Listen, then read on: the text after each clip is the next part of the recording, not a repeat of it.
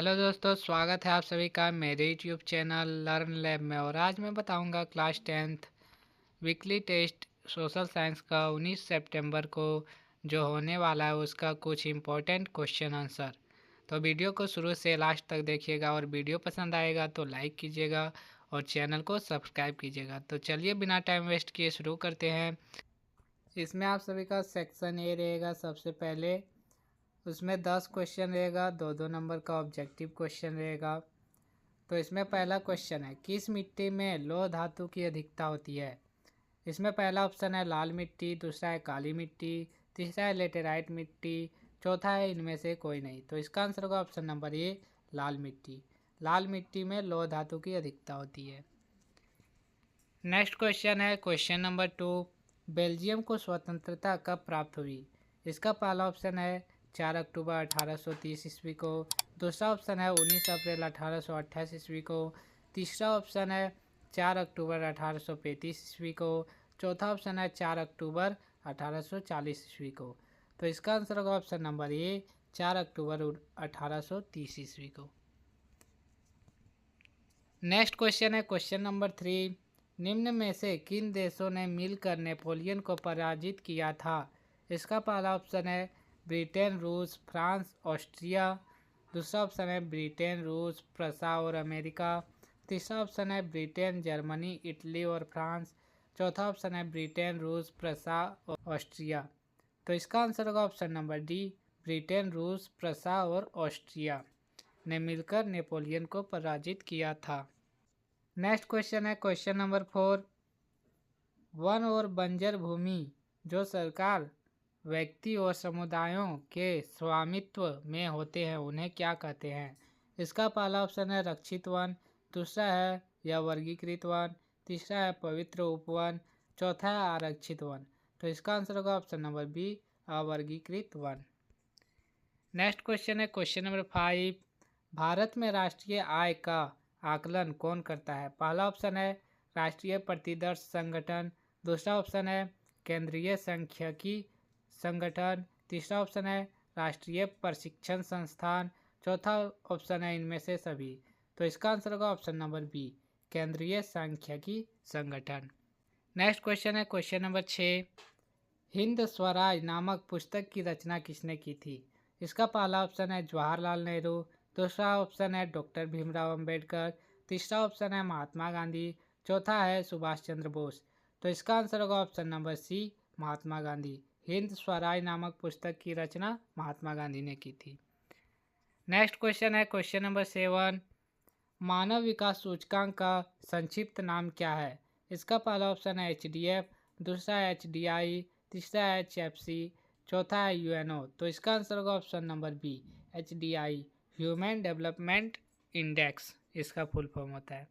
Next question है question number 8, किस कार्य क्षेत्र में श्रमिक कार्य सुरक्षा का आनंद उठाते हैं। पहला ऑप्शन है प्राथमिक, दूसरा ऑप्शन है संगठित, तीसरा ऑप्शन है गैर संगठित, चौथा ऑप्शन है उपरोक्त सभी। तो इसका आंसर होगा ऑप्शन नंबर बी, संगठित।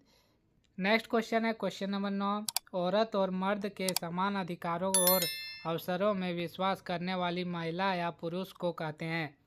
पहला ऑप्शन है साम्यवादी, दूसरा ऑप्शन है समाजवादी, तीसरा ऑप्शन है नारीवादी, चौथा ऑप्शन है संप्रदायवादी। तो इसका आंसर होगा ऑप्शन नंबर सी, नारीवादी।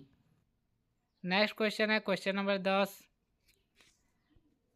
राज्य की विधानसभा में महिलाओं का प्रतिनिधित्व कितना है। पहला ऑप्शन है 4% से कम, दूसरा ऑप्शन है 5% से कम, तीसरा ऑप्शन है 7% से कम, चौथा ऑप्शन है 10% से कम। तो इसका आंसर होगा ऑप्शन नंबर बी, 5% से कम।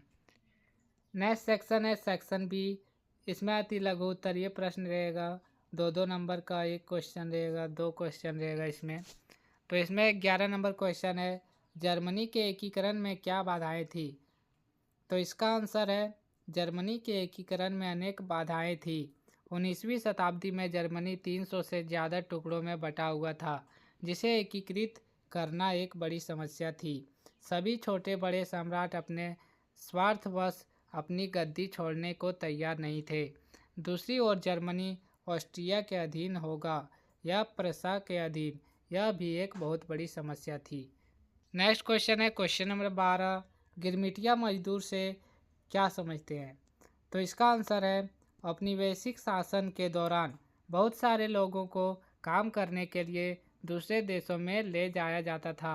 उन्हें एक एग्रीमेंट के तहत ले जाया जाता था। बाद में इसी एग्रीमेंट को यह मजदूर गिरमिट कहने लगे, जिससे आगे चलकर इन मजदूरों को गिरमिटिया मजदूर कहा जाने लगा।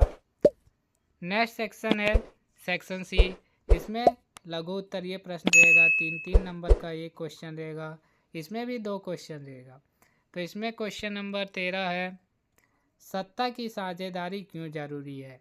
तो इसका आंसर है, सत्ता की साझेदारी इसलिए जरूरी है क्योंकि सत्ता का बंटवारा होने से विभिन्न सामाजिक समूह के बीच टकराव कम हो जाता है। टकराव कम होने से सामाजिक हिंसा और अस्थिरता कम हो जाती है। सत्ता की साझेदारी लोकतंत्र की आत्मा है। लोकतंत्र का अर्थ होता है जनता द्वारा शासन। जनता के द्वारा चुने गए प्रतिनिधि अपने अपने कार्य के प्रति उत्तरदायी होते हैं। जब उनके बीच सत्ता की साझेदारी कर दी जाती है तो भी अपने उत्तरदायित्व का निष्पादन स्वतंत्र रूप से कर सकते हैं। संविधान द्वारा उनके कार्य और अधिकार दे दिए जाते हैं। नेक्स्ट क्वेश्चन है क्वेश्चन नंबर 14, जल दुर्लभता क्या है और इसके मुख्य कारण क्या है? तो इसका आंसर है, जल दुर्लभता का अर्थ है जल की कमी। दूसरे शब्दों में, जब किसी वस्तु की आपूर्ति मांग से कम हो तो वस्तु दुर्लभ हो जाती है। देश के कई क्षेत्रों में जल की बहुत कमी है। जल की कमी के निम्नलिखित कारण हैं। पहला, किसी प्रदेश में अधिक जनसंख्या जल की कमी का प्रमुख कारण है। प्रत्येक व्यक्ति को पीने के लिए, भोजन के लिए, कपड़े धोने आदि के लिए पानी की आवश्यकता होती है। दूसरा कारण है, प्रदेश में अधिक कम वर्षा होगी तथा सूखा है तो जल की कमी होगी। तीसरा कारण है, अति शोषण या अधिक उपयोग जल की कमी का प्रमुख कारण है। तीसरा है, असमान जल भी जल के अभाव का ही कारण है। नेक्स्ट सेक्शन है सेक्शन डी। इसमें दीर्घ उत्तरीय प्रश्न रहेगा। एक क्वेश्चन 5 नंबर का रहेगा और इसमें भी 2 क्वेश्चन ही रहेगा। तो इसमें क्वेश्चन नंबर 15 है, जालियांवाला बाग हत्याकांड पर टिप्पणी लिखें। इसका आंसर है, रॉलेट एक्ट के विरोध में महात्मा गांधी और सत्यपाल किचलू गिरफ्तार हो चुके थे। अमृतसर में मार्शल लॉ लागू कर दिया गया था। 13 अप्रैल 1919 को बैसाखी पर्व के दिन अमृतसर के जालियांवाला बाग में मेले का आयोजन किया गया था। अमृतसर के सैनिक प्रशासन जनरल डायर ने इस सभा को अवैध घोषित कर दिया। काफ़ी लोग तो सरकार द्वारा लागू किए गए दमनकारी कानून का विरोध करने के लिए भी एकत्रित हुए थे। तब जनरल डायर ने बाग को चारों ओर से घेर कर सैनिकों को गोलियां चलाने का आदेश दिया। इसमें सैकड़ों लोग की मौत हो गई। इस हत्याकांड के पश्चात ब्रिटिश सरकार ने एक हंटर आयोग स्थापित की और उस आयोग की रिपोर्ट के बाद जनरल डायर को सम्मानित किया। इससे महात्मा गांधी असहयोगी हो गए थे। उन्होंने असहयोग आंदोलन चलाने का निश्चय किया था। जालियांवाला बाग हत्याकांड भारत के इतिहास के सबसे दर्दनाक घटना थी।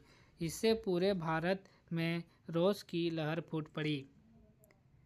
नेक्स्ट क्वेश्चन है क्वेश्चन नंबर 16, मौसमी बेरोजगारी एवं छिपी हुई बेरोजगारी में अंतर लिखें। पहला है मौसमी बेरोजगारी। जब लोगों को वर्ष के कुछ महीनों में रोजगार उपलब्ध नहीं होता है तो उसे मौसमी बेरोजगारी कहते हैं। कृषि पर आश्रित लोग इस तरह की समस्या से जूझते हैं। जब कृषि कार्य है जैसे बुआई, कटाई, समय कम मिलता है, बाकी समय काम नहीं मिल पाता।